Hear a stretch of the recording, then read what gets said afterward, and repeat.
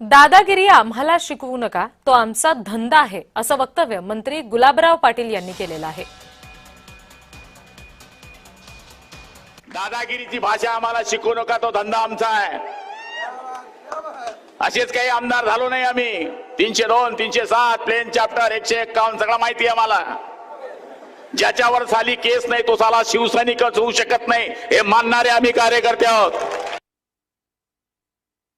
ते नाही आला, पण त्यांचा पट्टा गुलाबराव पाटील इथं आलाय, अहिल्यानगरला जागा करायला आलाय.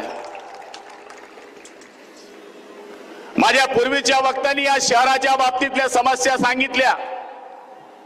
माझं चॅलेंज आहे आमदारांना, माझं चॅलेंज आहे राष्ट्रवादीवाल्यांना, सांगा अहिल्यानगरच्या पाण्याची 107 कोटीची योजना कोण मंजूर केली? या पट्ट्यानं मंजूर केली. पोरं आम्ही पैदा करायचे, बारसं तुम्ही करायचा, हा धंदा आमचा नाही.